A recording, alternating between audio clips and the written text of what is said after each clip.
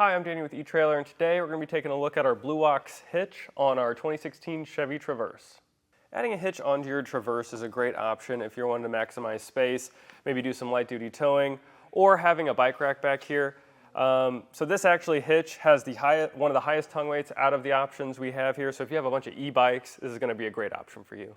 So what's really nice about the Traverse is it comes with this panel, so you can actually completely hide this hitch if you put this back on your vehicle, and now it's completely back to OEM.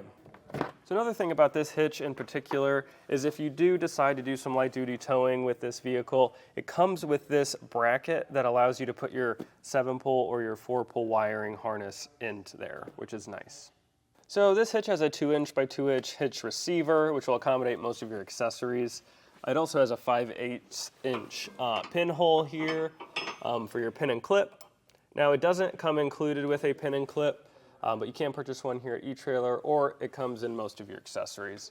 Now, I would recommend getting a locking pin and clip just so you have that peace of mind when you're out and about with your accessory attached in there. Now let's look at the safety holes here. It does accommodate an S-hook as well as a clevis style. Now I'll go ahead and get you a couple measurements you may need to know. So from the ground to the top of our hitch receiver here is about 18 3/4, and that's important to know if you have an accessory back here and you're going to go up a steep incline. You just want to make sure that ground doesn't come into contact with your accessory.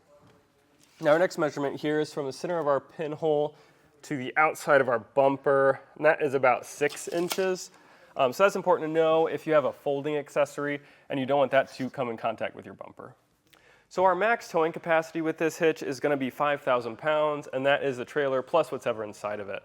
And the tongue weight is going to be 750 pounds, and that is the max weight that can be pushing down on the hitch in this direction. Now if you use a weight distribution system with this hitch, it's going to pump those numbers up to a max towing weight of 7,500 pounds and a max tongue weight of 1,125 pounds. Now be sure to check your Traverse's owner manual and see what your car is capable of towing, and make sure to go with the lesser of those two numbers. Now getting to the install of this hitch, it is fairly simple. It's pretty much just a bolt-on hitch. You could probably do it in an afternoon, but if you don't have the tools or the time, or if you want to add a trailer wiring to this, feel free to check out our dealer locator and we can get a professional to do it for you. Also, if you do decide to get a hitch, please let us know what you're using it for in a comment or review. But without further ado, follow along and I'll show you how to put this hitch on. All right, and first off, we're gonna go ahead and take this cover on this fascia off. You can just turn these fasteners horizontal to the bumper and it should release. There we go. This side, and I'm going to put that to the side.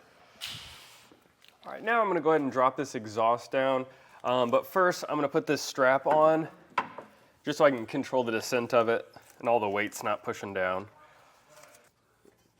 Tighten that up. Now I'll go ahead and take these rubber isolators off.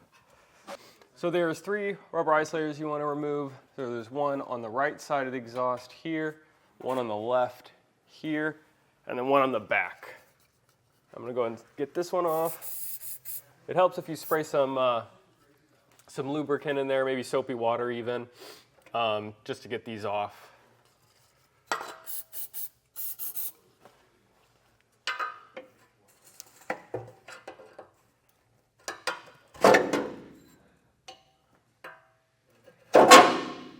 All right.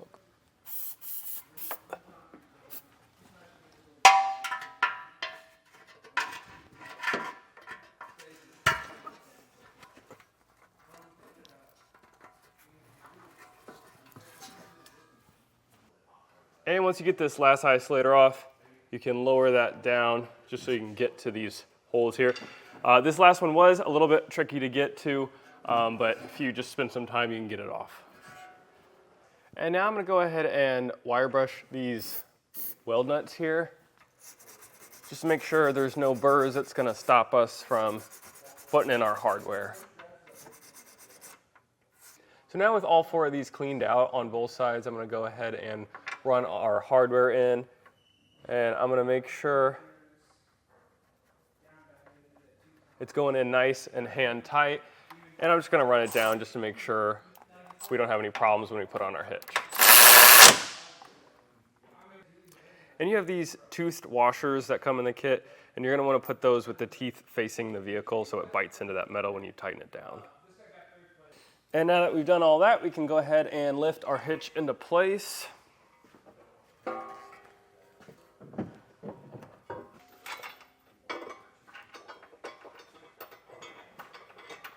And once you get all 4 of these hand tight on both sides, you can just come back with a 3/4 inch socket and tighten them the rest of the way.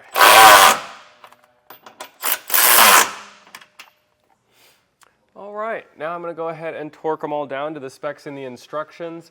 If you don't have a torque wrench at home, you can buy one here at eTrailer, or you can usually rent one from your local auto parts store. All right, now we're going to take this fish wire and go up into where our bolt's going to go. And we aren't going to use this opening here. We're going to go all the way to the end of that frame tube. And here it comes out on this end. We're going to put our bracket on and then our bolt. I'm going to put that up in there and pull our fish wire. And then I'm going to go ahead and put the nut on. And if you need to hold it down, you can use your finger. All right, now I'm going to go ahead and do the other side.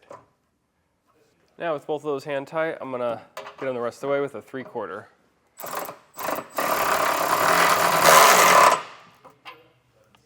And now I'm going to go ahead and torque these down as well.